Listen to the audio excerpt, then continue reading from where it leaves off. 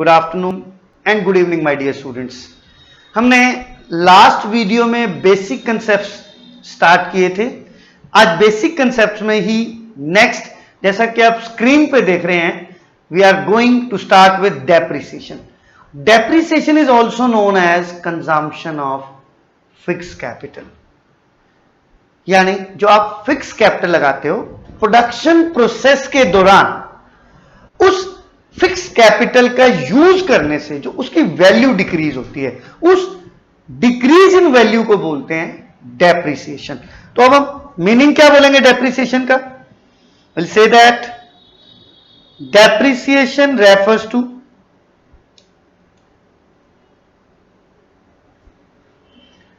Decrease in value of fix assets.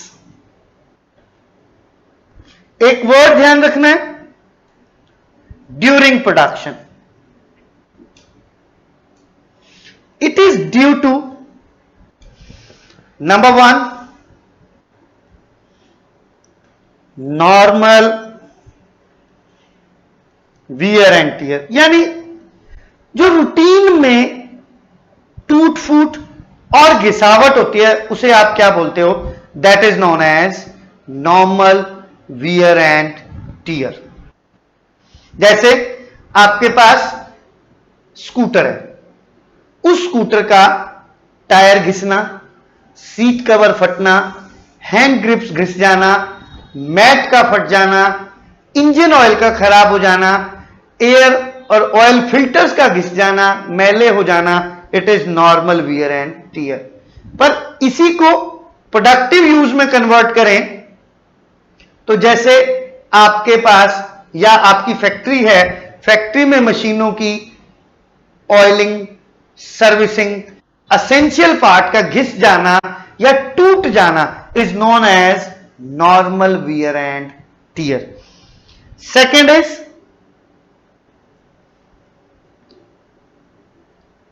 Expected obsolescence.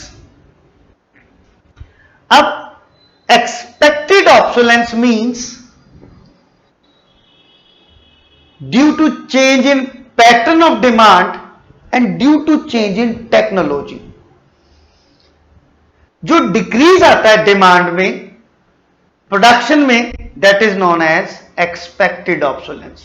जैसे Activa का 5G version आया, 5G version आने से 4G क्या हो गई? ऑब्सोलीट, और जो उसका प्लांट है वो भी ऑब्सोलीट हो गया। That is expected obsolescence. Expected क्यों? ये प्रोड्यूसर को पहले से ही एहसास होता है कि जब टेक्नोलॉजिकल अपग्रेडेशन आएगा तो एग्जिस्टिंग प्लांट ऑब्सोलीट हो जाएगा। उसके लिए वो डेप्रिसिएशन रिजर्व फंड पहले से बना के रखते हैं, यानी उस तरह से डिक्रीज होने वाली वैल्यू को क्या बोलते हैं? Expected obsolescence. थर्ड इज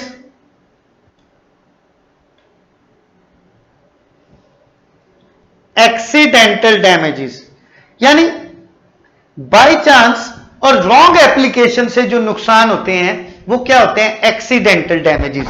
जैसे अभी हम एक्टिवा की बात कर रहे थे, स्लिप हो जाए, एक्सीडेंट हो जाए, बाहर कोई कैटल आपके व्हीकल को खड़े हुए गिरा जाए तो जो नुकसान होगा दैट इज एक्सीडेंटल डैमेजेस।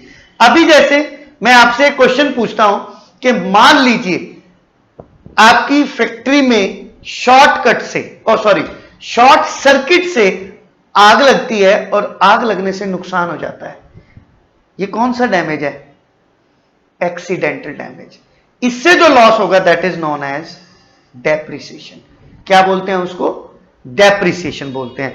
अब हमने यहां एक टर्म की थी एक्सपेक्टेड ऑब्सोलेंस। जरा एक्सपेक्टेड ऑब्सोलेंस को डिफाइन कर दें।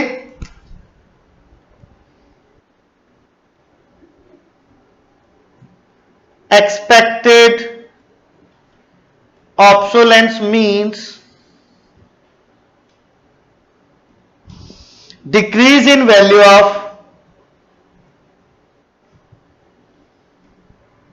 fixed assets ड्यू टू, क्या कॉजेज हैं? फर्स्ट, चेंज इन टेक्नोलॉजी, यानी टेक्नोलॉजी का अपग्रेडेशन हो जाना। Second,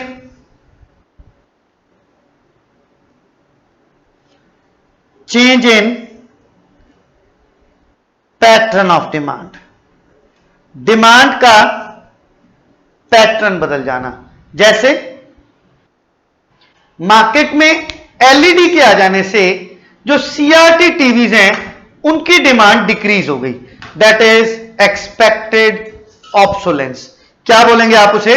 expected obsolescence. अब आगे बात करते हैं। हमने डेप्रिसिएशन बताया कि depreciation means decrease in value of fixed assets due to normal wear and tear, expected obsolescence and accidental damages, but all these are due to production process। अब बिना प्रोडक्शन के जो कैपिटल एसेट्स की value घटती है उसको बोला जाता है कैपिटल लॉस। तो एक हॉट क्वेश्चन हमसे पूछा जाता है कि डिफरेंशिएट कीजिए between consumption of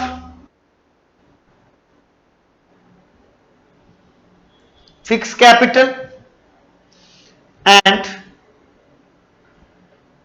capital loss।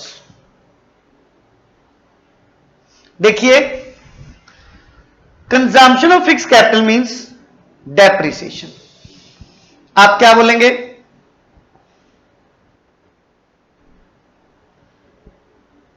decrease in value of fixed assets during production due to क्या? A, normal wear and tear,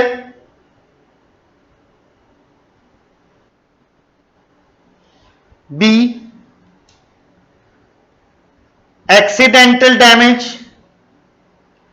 and C, expected obsolescence। ये कॉजेज है किसके? डेप्रिसिएशन के, कंजम्पशन ऑफ फिक्स कैपिटल के। अब बात करते हैं कैपिटल लॉस। हम कहेंगे decrease in value of fixed assets without production due to, अब इसके दो कॉजेज हैं बेटा। First is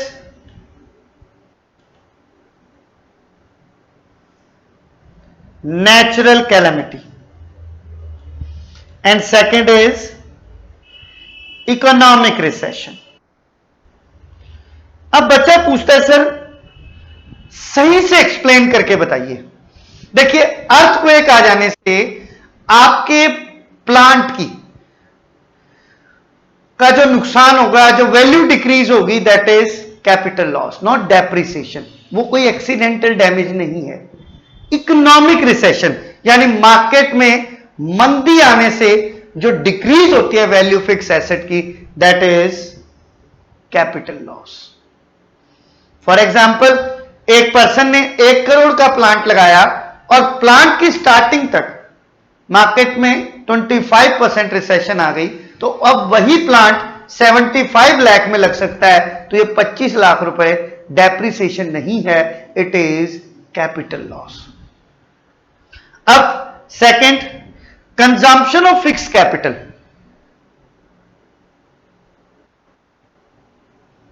can be coped by depreciation reserve fund के इसको कॉप करने के लिए डेप्रिसिएशन रिजर्व फंड बनाता है, यानी एक प्रोविजन बना लेता है प्रोड्यूसर कि टोटल वैल्यू का 10% डेप्रिसिएशन है, तो जितना भी प्रोडक्शन करते हैं उसकी वैल्यू का 10% एक अकाउंट में डिपॉजिट कराते जाते हैं, that is known as depreciation reserve fund. और इसका बेनिफिट क्या है कि जैसे ही कोई एसेट वियर एंड टियर होती है इमीडिएटली उसको रिकवर कर लिया जाता है। और कैपिटल लॉस को रिकवर करने के लिए, कैपिटल लॉस को कंपनसेट करने के लिए तो हम कहेंगे can be recovered or compensated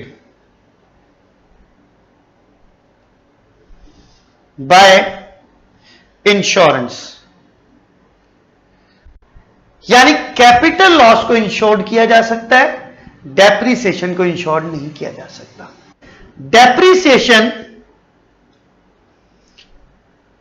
certain है, प्रोड्यूसर के पास फॉर्मूला है, उसको पता है कि इस रेंज में डेप्रिशिएट होगा। लेकिन capital loss is uncertain. Uncertain कैसे? देखिए, अर्थक्वेक आने से 10% लॉस भी हो सकता है, 0% भी रह सकता है और 100% भी हो सकता है, इसलिए इसको इंश्योर्ड करवाते हैं। तो यह बहुत अच्छा डिफरेंस है, आप नोट कर लेंगे, आप समझेंगे ध्यान से। Consumption of fix capital and capital loss. अब आगे चलते हैं नेक्स्ट टॉपिक की तरफ, just changing the page.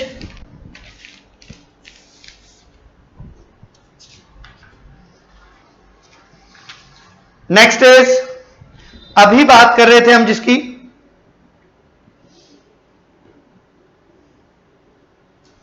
Depreciation,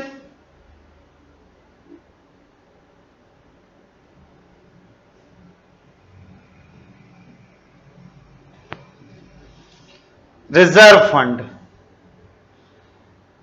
क्या बोलेंगे?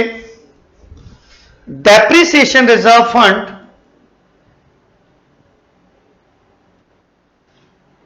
is a provision made by the firm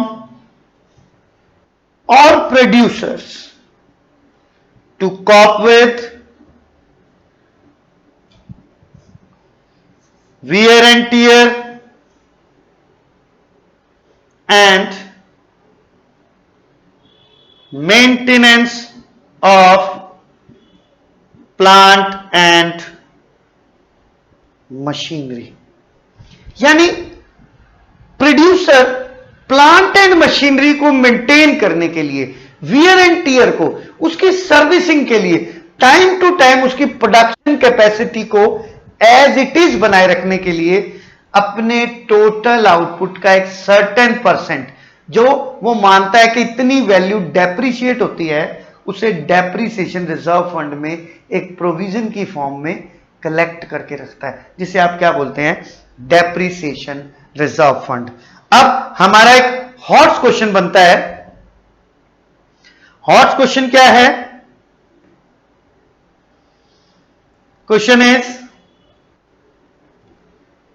what happened if depreciation reserve fund is not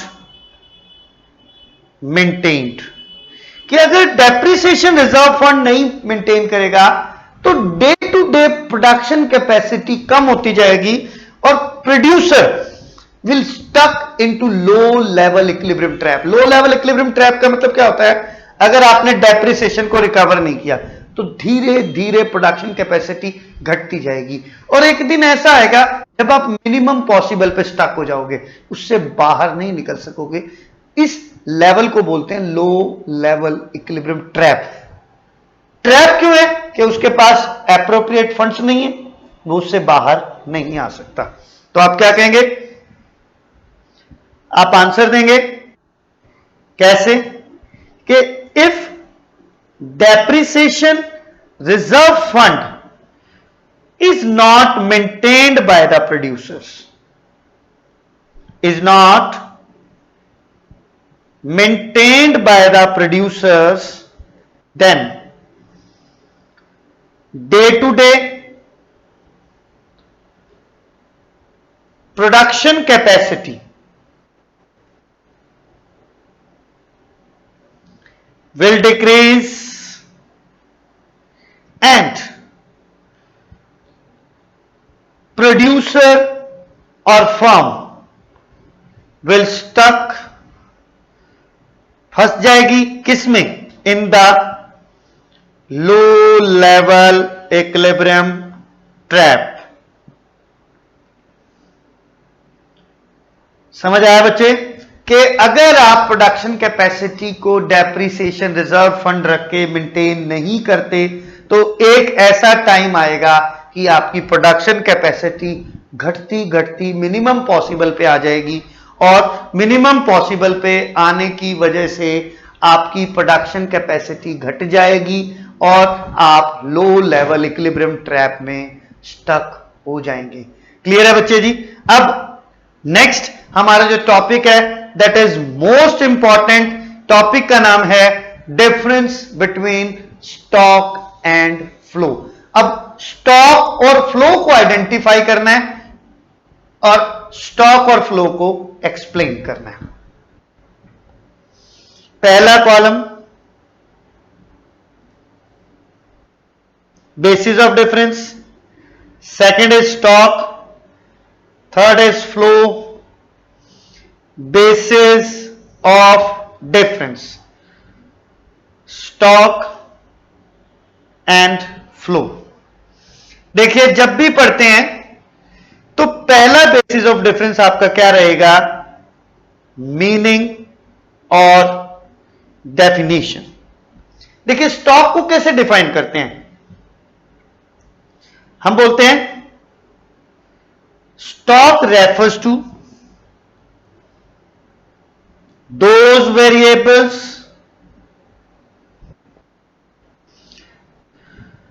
which are measured at a point of time। Stock वो variables हैं जिनको आप एक point of time पे measure करते हैं। जैसे मैंने आपसे पूछा कि टिल डेट आज आपकी एज क्या है, आपने बताया 16 years 6 months. It is stock क्योंकि एक पॉइंट ऑफ टाइम पे मेजर किया है। आपसे पूछा आपके बैंक में कितने पैसे हैं, आपने कहा आज की डेट में 9 लाख रुपए हैं, तो ये 9 लाख रुपए क्या हो जाएंगे?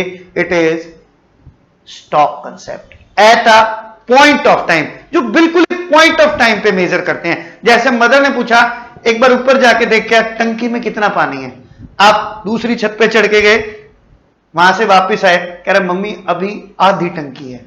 Eight a point of time half tank is stock. अब समझ आ गया आपको जी? इसको पॉइंट ऑफ टाइम पे मेजर करते हैं। और फ्लो की बात करें तो हम कहेंगे flow refers to those variables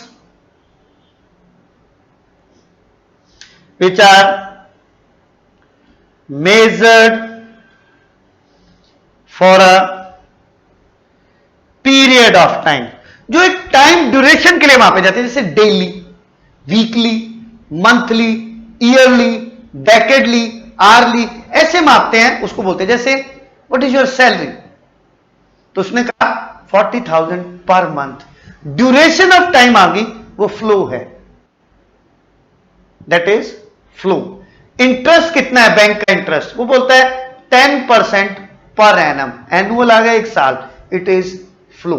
जो पीरियड ऑफ टाइम के साथ कंसर्न्ड है दैट इज फ्लो, और जो पॉइंट ऑफ टाइम के साथ कंसर्न्ड है दैट इज स्टॉक। अब सेकंड इज इफेक्ट। ये बेसिकली डिफरेंस नहीं है, it is mutual relationship, but knowledge के लिए इसलिए मैं लिखवा देता हूं। Stock has positive effect on flow. Stock का फ्लो पे पॉजिटिव इफेक्ट है, यानी जिसके पास वेल्थ, वेल्थ यानी एसेट्स ज्यादा होंगी, ऑटोमेटिकली उसकी रेंटल और इंटरेस्ट इनकम बढ़ जाएगी, उसका फ्लो ज्यादा हो जाएगा। अब रेंट और इंटरेस्ट तो फ्लो है क्योंकि पीरियड ऑफ टाइम से, तो जब स्टॉक ज्यादा होगा तो ऑटोमेटिकली फ्लो भी ज्यादा होगा। और इसी तरह से फ्लो का भी पॉजिटिव इफेक्ट है on stock. Flow has positive effect on stock. Clear है जी? तो ये दोनों चीजें एक दूसरे पे म्यूचुअली डिपेंडेंट हैं, ये डिफरेंस नहीं है। मैं एक स्टार मार्क कर देता हूं, आप ध्यान रखना, ये एक म्यूचुअल इंटरडिपेंडेंस है। Third basis of difference is time dimension, यानी टाइम लिमिट। अब जैसे आपसे पूछा था कि आपके बैंक में कितने पैसे हैं, आपने बोला 9 लाख। आपने ये तो नहीं बताया कितने साल में है, कितने पीरियड में है, एक पॉइंट ऑफ टाइम पे मेजर करते हैं। तो हम क्या कहते हैं?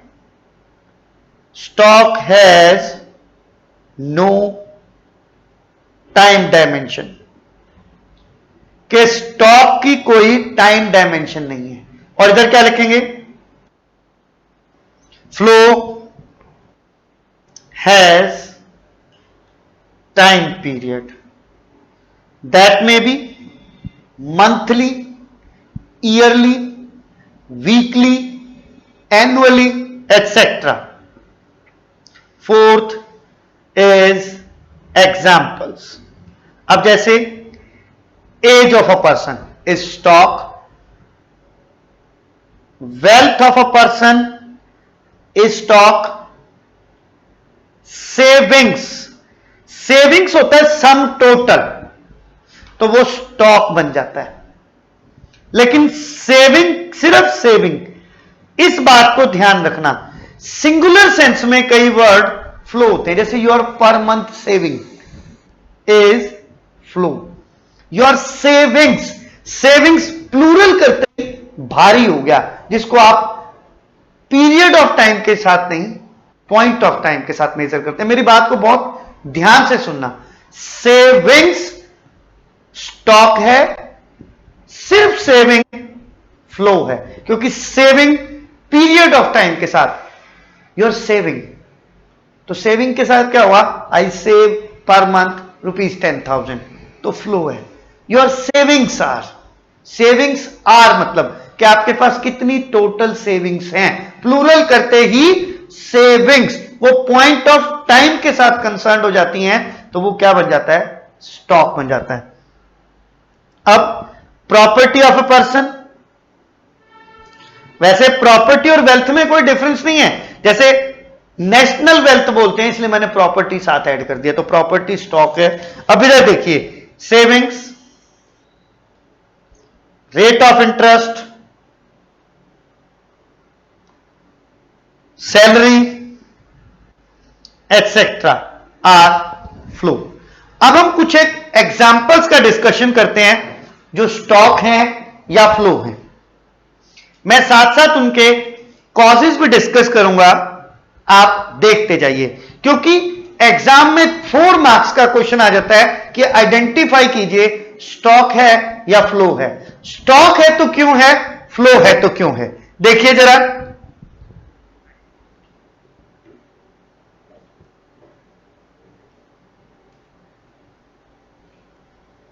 few examples of stock and flow। अब इधर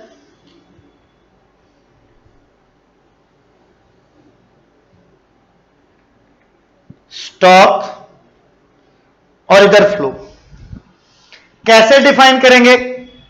देखिए, मैं अब जो चीज स्टॉक में आएगी वो स्टॉक में लिखूंगा, जो फ्लो में आएगी वो फ्लो में लिखूंगा, आप समझते जाएंगे साथ साथ। First, wealth.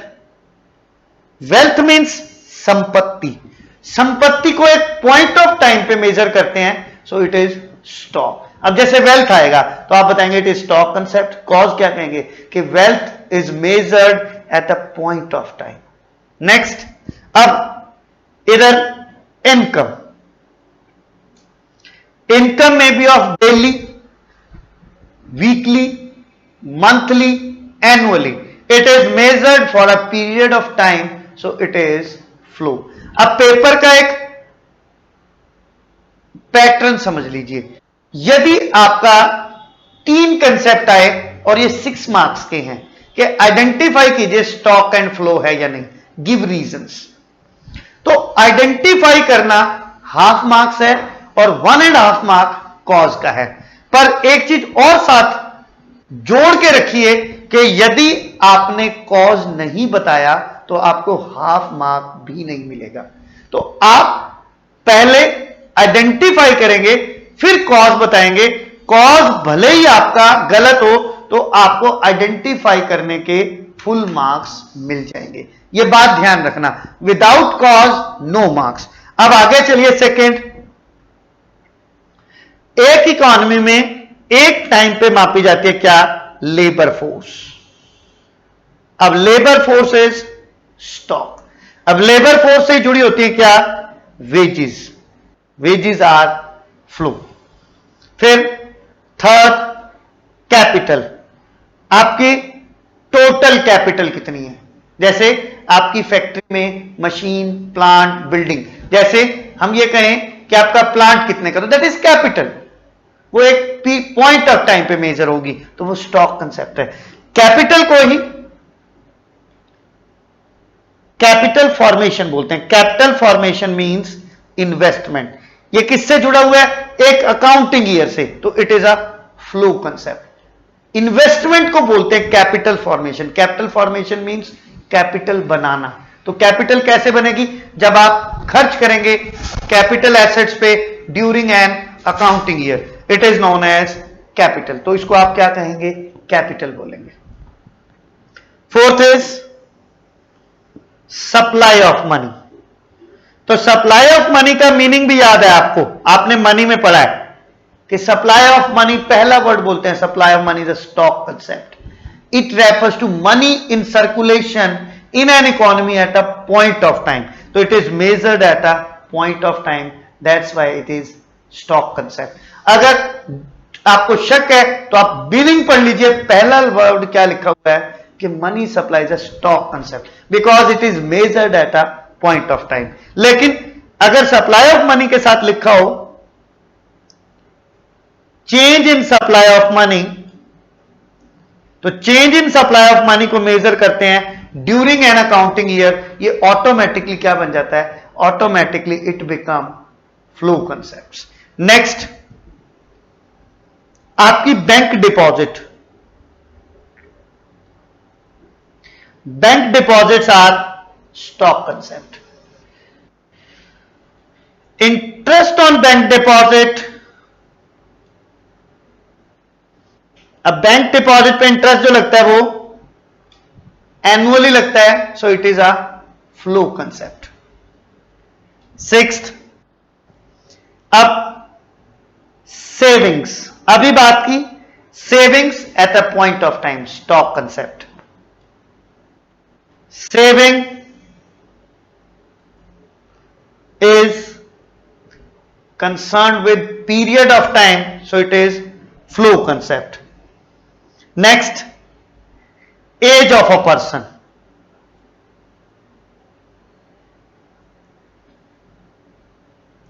एज मेजर करते हैं टाइम पॉइंट पे, that is stock.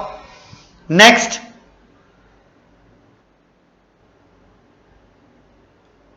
Increment in salary, यह आपका फ्लो कंसेप्ट है। आई थिंक इतने एग्जाम्पल से अब आपको स्टॉक और फ्लो आइडेंटिफाई करना आ जाएगा और आपको इसकी प्रैक्टिस करनी है। तो संदीप गर्ग की बुक के पीछे बहुत सारे एग्जाम्पल्स दिए हुए हैं, अलोंग विद रीजन आप प्रैक्टिस कर सकते हैं। और यह इंपॉर्टेंट टॉपिक है, जिस तरह से यह माना जा रहा है कि ऑब्जेक्टिव क्वेश्चंस डबल हो जाएंगे एग्जाम में, तो इस तरह के पॉइंट्स पे फोकस करना बहुत जरूरी है। Now we are going to discuss 4 sectors of the economy. एक इकोनॉमी में 4 सेक्टर्स होते हैं।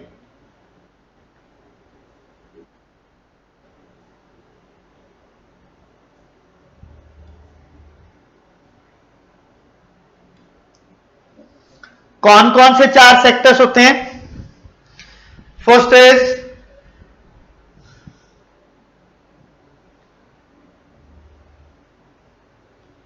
House hold sector. अब जब हाउस होल्ड की बात करते हैं तो हम कहते हैं हाउस होल्ड कौन है? We are the households. हम सब हाउस होल्ड्स हैं। Households are the owners of factors of production. हम फैक्टर्स ऑफ प्रोडक्शन के ओनर्स हैं। ओनर्स कैसे हैं? हम में से कुछ लोग लैंडलॉर्ड्स हैं, हम में से कुछ लोग कैपिटलिस्ट हैं, हम में से कुछ लोग एंटरप्रेन्योर हैं और हम में से कुछ लोग लेबरर्स हैं।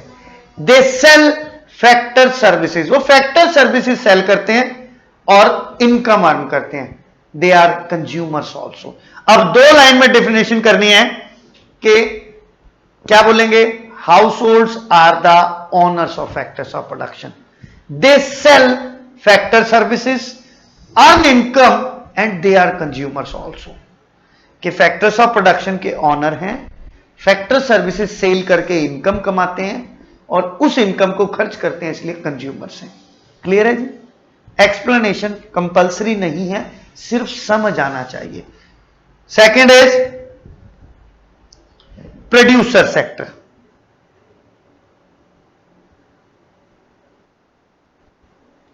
प्रोड्यूसर कौन है? Which hire and purchase factor services and produce goods and services for the sale in the market. कौन है प्रोड्यूसर? जो हाउस होल्ड से फैक्टर सर्विसेज हायर करता है और परचेज करता है। क्लियर? प्रोडक्शन करता है for the sale in the market. Third is government sector. Government is producer as well as consumer. Producer है, इंफ्रास्ट्रक्चर प्रोड्यूस करती है। कंज्यूमर्स है, गुड्स एंड सर्विसेज परचेज करती है। But it impose taxes and provide subsidy. अपनी income का source इसका tax है और खर्च करती है सब्सिडीज और ट्रांसफर पेमेंट्स की फॉर्म में। ट्रांसफर पेमेंट्स होती हैं वन साइडेड, जैसे old age pension, stipend, scholarship, ये सब चीजें प्रोवाइड करती है। तो ये 3 सेक्टर्स हो गए। Fourth is rest of the world sector. कौन है rest of the world? Which is indulge in export and import. जो क्या करता है? एक्सपोर्ट करता है और इंपोर्ट करता है। For exports it get receipts. अगर हम एक्सपोर्ट करेंगे तो बदले में पैसा कब आएंगे। For imports it has to make payments. आपने पढ़ा, एक्सपोर्ट करता है और इंपोर्ट करता है। एक्सपोर्ट के बदले पैसा आता है, इंपोर्ट के बदले पैसा जाता है। तो एक्सपोर्ट माइनस इंपोर्ट, इसके पास क्या बचता है? Net exports. ये 4 सेक्टर्स हैं इकोनॉमी के, house hold, producer, government and rest of the world. Clear है जी? इन चारों के बारे में आपको समझना जरूरी है और समझ आ जाए तो वही समझा हुआ एक एक लाइन इसके एक्सप्लेनेशन में लिख दीजिए। अदरवाइज समझ के भी छोड़ देंगे तो दैट इज इनफ, कोई आपसे इनके एक्सप्लेनेशन मांगने वाला नहीं है। Now we are going to start circular flow of income.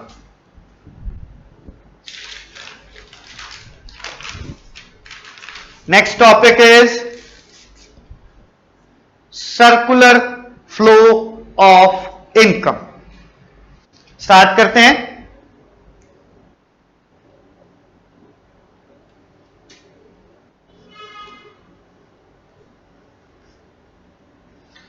Circular flow of income. Circular flow of income means flow of income and output from one sector to another in an economy in circular form. देखिए, all of us are directly और indirectly related to each other. एक की income दूसरे का expenditure है, आपका expenditure दूसरे की इनकम है. We are related with each other in circular form. जैसे ये इकोनॉमी के 4 सेक्टर्स हैं, ये एक दूसरे से रिलेटेड है. अब ये जो रिलेटेड है, इस सर्कुलर फ्लो को हम 2 तरह से दिखाते हैं. फर्स्ट इज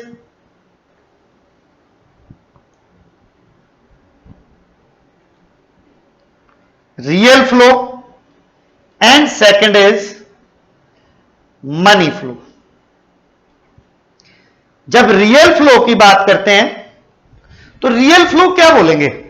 हम बोलेंगे flow of goods and services in an economy in circular form. Circular form means एक सेक्टर से दूसरे सेक्टर की और गुड्स एंड सर्विसेज का फ्लो. इसको बहुत सिंप्लीफाई करने के लिए हम अज्यूम कर लेते हैं, रियल फ्लो को एक्सप्लेन करने के लिए, कि there are 2 sectors in the economy. 2 sector model दिखा रहे हैं जिसमें 2 सेक्टर्स हैं. One is household sector and second is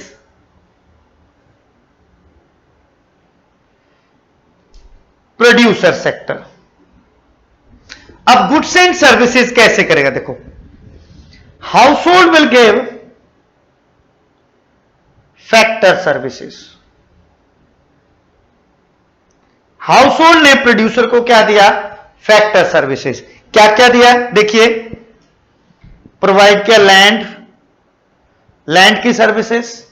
labour, labour को एन से दिखा देता हूं क्योंकि दोनों एल हो जाएंगे तो आपको कंफ्यूजन हो जाएगा. Land, number of labourers, capital, entrepreneurship, ये सब फैक्टर सर्विसेज इधर गई. अब प्रोड्यूसर क्या देगा हाउस होल्ड को? It will give goods and services. ये गुड्स एंड सर्विसेज देगा. Such type of circular flow is known as real flow. हम इसको बोलते हैं real flow of income and output. अब देखिए, सेकेंड इज मनी फ्लो. तो अब क्या कहेंगे? बिल्कुल simplest explanation is flow of money from one sector to another in circular form is money flow. अब मनी फ्लो को भी इसी तरह से बिल्कुल सिंपलेस्ट फॉर्म में दिखाएंगे. 2 सेक्टर्स लेंगे इकोनॉमी में. First is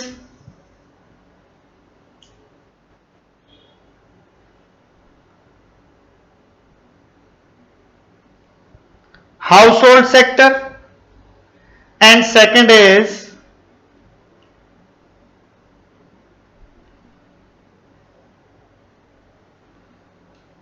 producer sector. पहला सेक्टर कौन है? House hold. अब ये जो फ्लो है रियल फ्लो, मनी फ्लो इसका इनवर्स है. क्यों है इनवर्स? एक हॉट क्वेश्चन भी है कि real flow and money flow are opposite to each other. Opposite क्यों है? क्योंकि इसने लैंड, कैपिटल, लेबर, एंटरप्रेन्योरशिप दी, तो प्रोड्यूसर इसको इसके बदले में मॉनेटरी पेमेंट करेगा. क्या देगा?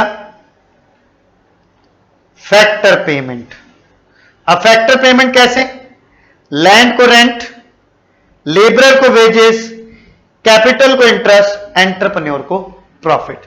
अब हाउस होल्ड को मिली थी गुड्स एंड सर्विसेज, ये क्या करेगा? Payment for goods and services.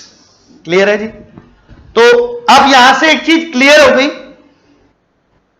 कि real flow and money flow are opposite to each other. Answer सिर्फ एक लाइन का है, because in the monetary system goods and services flows in one direction and money flows in opposite direction. एक तरफ goods and services जाती हैं, उसके opposite direction पैसा आता है, क्योंकि आप मनी क्या है? Medium of exchange. इसलिए रियल फ्लो और मनी फ्लो दोनों एक दूसरे के अपोजिट होते हैं। अगर आपसे हॉट्स क्वेश्चन पूछा जाए कि बोथ आर अपोजिट व्हाई, तो आप एक ही लाइन में आंसर देंगे। क्या आंसर देंगे? आप आंसर देंगे कि if goods and services flows in one direction then money flows in the another डायरेक्शन। अब हम बात करते हैं, तीन फेसेस हैं सर्कुलर फ्लो ऑफ इनकम की। लिखिए जरा, phases of circular flow of income.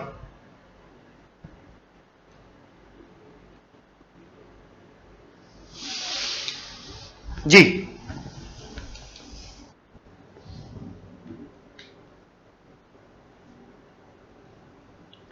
Three phases of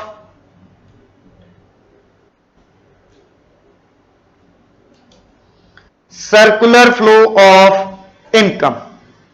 देखिए बेटा, फर्स्ट फेस इज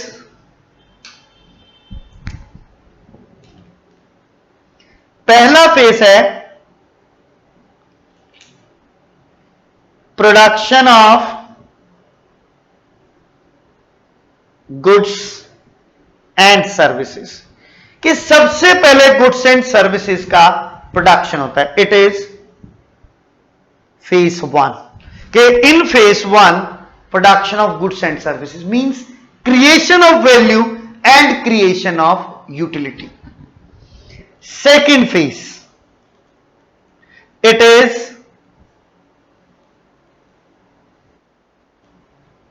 ये सेकेंड फेस है जनरेशन ऑफ इनकम और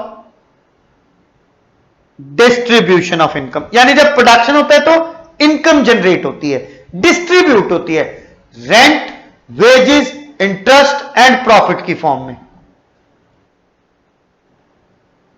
देखिए, अपने आप से सोचिए, आपने प्रोडक्शन किया, प्रोडक्शन से आपके पास इनकम आ गई, रेंट की फॉर्म में, इंटरेस्ट की फॉर्म में, वेजेस की फॉर्म में, या फिर प्रॉफिट की फॉर्म में।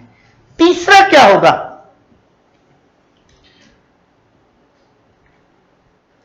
थर्ड फेस इज, अब आप इस पैसे को खर्च करोगे, दैट इज ये थर्ड फेस, डिस्पोजिशन यानी खर्च करना ऑफ इनकम, और it is known as expenditure. ये वापिस production of goods and services के लिए प्रोड्यूसर्स के पास चलता रहेगा, और ये साइकिल चलती रहेगी। और इन्हीं three phases of circular flow की वजह से, या इन्हीं थ्री फेसेस की वजह से एक इकोनॉमी में circular flow of income possible होता है। These are the three phases of circular flow of income and output. तो अब हमने क्या बनाया? These are three phases of circular flow of income. यानी ये थ्री फेसेस हैं। पहला फेस है कि प्रोडक्शन होता है गुड्स एंड सर्विसेज का, आप वैल्यू और यूटिलिटी क्रिएट करते हैं। दूसरा क्या होता है कि इससे इनकम जनरेट होती है। अब इनकम जनरेट होती है तो डिस्ट्रीब्यूट होती है रेंट, वेजेस, इंटरेस्ट, प्रॉफिट की फॉर्म में। और तीसरा फेस है कि आप डिस्पोजिशन करते हैं, ये वापस प्रोड्यूसर की पॉकेट में आ जाती है और प्रोड्यूसर फिर प्रोडक्शन करता है। ये साइक्लिकल फॉर्म में चलती रहती हैं, और इसी साइक्लिकल फॉर्म की वजह से इकोनॉमी में क्या होता है? Circular flow of income and output होता है। अब वी आर टॉकिंग अबाउट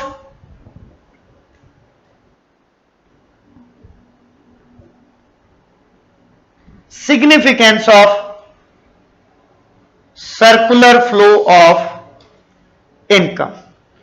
तो बच्चे सिग्निफिकेंस क्या है इसका? इसका सिग्निफिकेंस है, first, it is helpful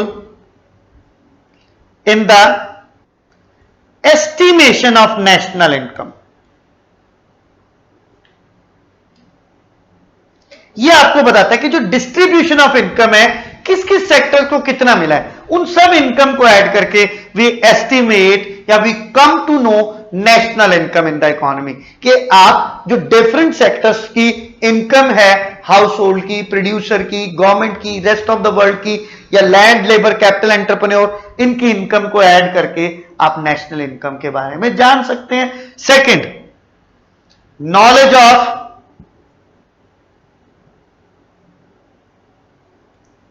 interdependence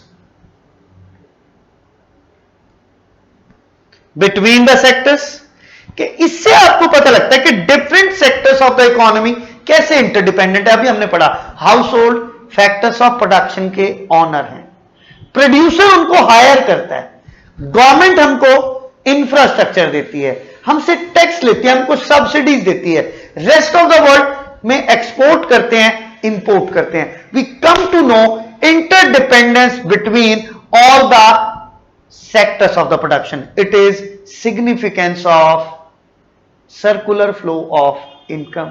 Now, my dear students, the chapter is finished. अब दो वॉल्यूम में है ये, 1 और 2। इन दोनों वॉल्यूम्स को ध्यान से पढ़ोगे तो बेसिक कंसेप्ट्स क्लियर हो गए। नेक्स्ट वीडियो में कुछ शॉर्ट ट्रिक्स और कुछ असेंशियल एलिमेंट्स बताऊंगा for different aggregates of national income के लिए। उसकी इंतजार कीजिए, नेक्स्ट डे वो आपके पास पहुंच जाएगा। इन सबको ध्यान से पढ़ते रहिए, करते रहिए। Bye, have a good day, thank you very much.